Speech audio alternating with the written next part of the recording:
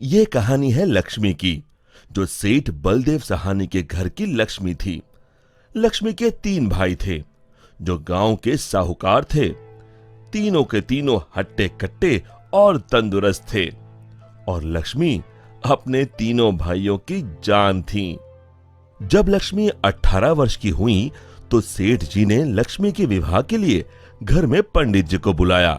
यजमान, बेटिया की कुंडली जिस युवक से मिल रही है, वो एक बहुत ही साधारण परिवार का है।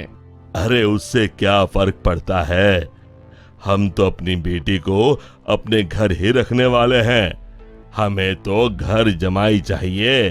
लेकिन यजमान, मुझे नहीं लगता कि ऐसा कुछ संभव है। ये युवक घर जमाई नहीं बनेगा।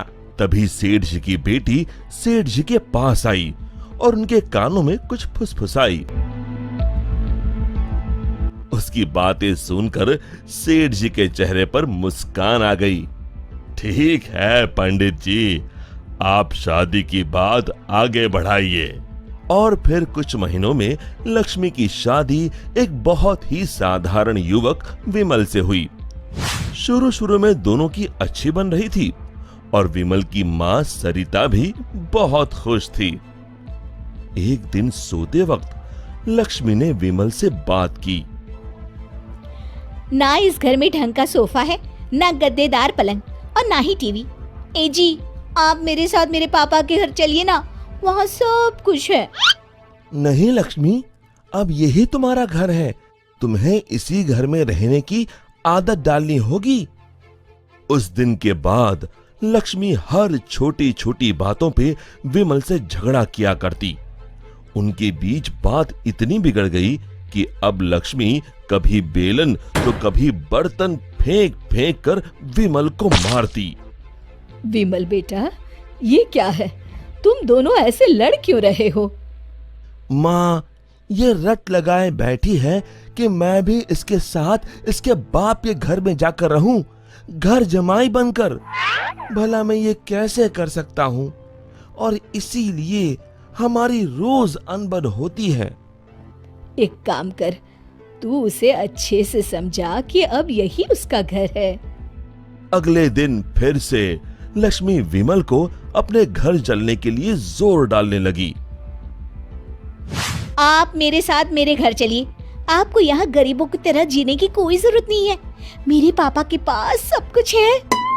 मैंने तुम्हें कितनी बार बोला है, मैं घर जमाई नहीं बनना चाहता हूँ। अगर आप खुद से मेरे साथ नहीं चलोगे, तो मैं मेरे भाइयों से बोलकर आपको जबरदस्ती यहाँ से उठवा लूंगी। बहू की ये बात सुनकर सरिता को अपने बेटे की चिंता सताने लगी। इसके तीनों भाई तो इतने शक्तिशाली है, मेरे बेटे का क्या हाल होगा? ये मैंने क्या कर दिया? इससे अच्छा तो किसी गरीब की बेटी ब्याह लाती, कम से कम कोई आफत तो नहीं आती। अब सिर्फ बाबा जी ही मेरी मदद कर सकते हैं। सरिता बहुत दूर एक बाबा जी के पास गई और उन्हें अपनी पूरी दुख भरी दास्तान बताई।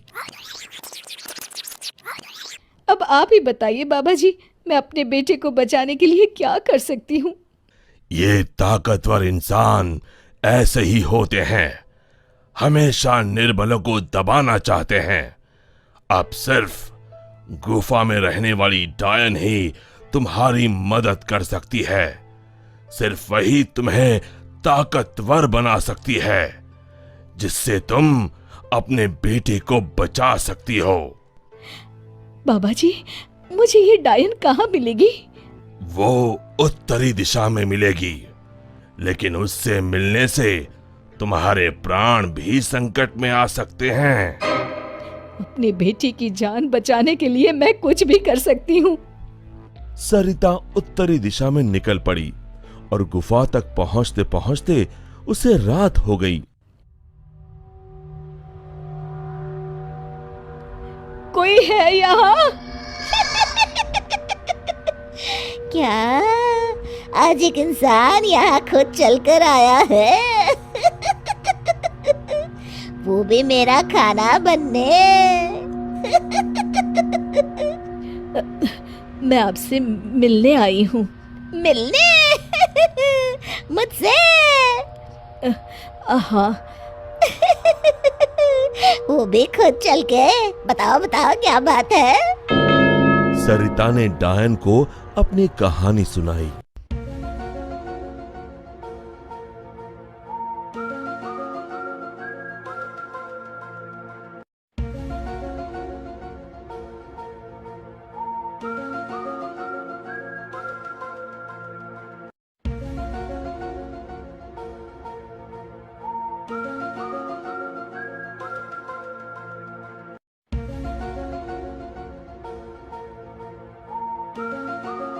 उपाय तो है लेकिन बहुत कठिन है। मैं अपने बेटे को बचाने के लिए कुछ भी कर लूंगी। तुम्हें मेरा श्राप अपने ऊपर लेना होगा, जिससे मेरी सारी शक्तियाँ तुम में आ जाएंगी। तब मैं आजाद हो जाऊंगी और तुम डायन बनके यहीं गुफा में रहोगी और ना ही सूरज की रोशनी में निकल सकोगी बाहर, क्योंकि डायन की शक्तियाँ सिर्फ रात को ही काम करती हैं। क्या तुम्हें ये मंजूर है? विमल को बचाने के लिए अगर मुझे डायन भी बनना पड़े तो मंजूर है। डायन ने कुछ जादू किया और डायन की सारी शक्तियां सरिता में चली गईं और अब डायन आजाद होकर एक औरत बन गई और सरिता डायन बन गई। यहां पूरा दिन हो गया था। विमल ने गांव में जाकर मां को ढूंढा, लेकिन मां कहीं नहीं मिली। रात को वो घर पहुंचा तभी लक्ष्मी उस पर बरस गई।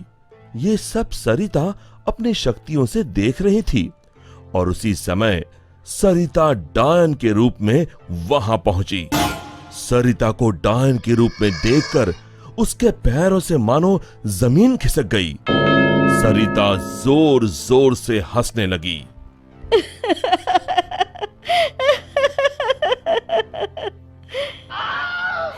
आलतू जलालतू आई बला को टालतू, आलतू जलालतू आई बला को टालतू, आलतू जलालतू आई बला को टालतू, आलतू जलालतू आई बला को टालतू, आलतू जलालतू आई बला को टालतू।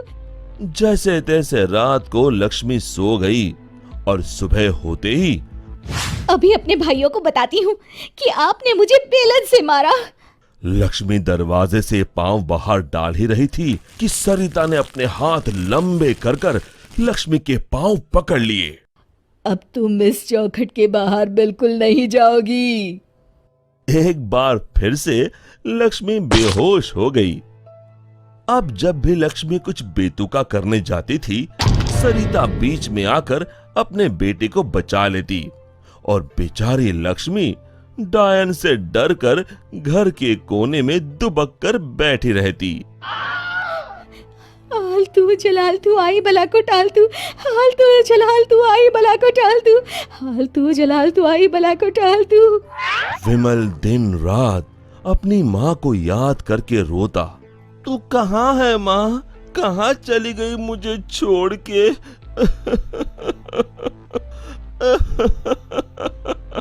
बेटा विमल, मैं यही हूँ तेरे पास, लेकिन इस डायन के रूप में। ये सब सुन विमल बहुत डर जाता है। डर मत बेटा, बस मुझसे तेरा दुख नहीं देखा जा रहा था, इसलिए मुझे ये सब करना पड़ा। ये सब पीछे खड़ी लक्ष्मी सुन रही थी। तभी सरिता ने उसे अपनी शक्तियों से दीवार पर लटका दिया। जा रही हूँ, मगर एक बात समझ ले, मेरे बेटे को परेशान करने की भी तूने या तेरे घर वालों ने सोची तो मैं यहाँ फिर आ जाऊंगी।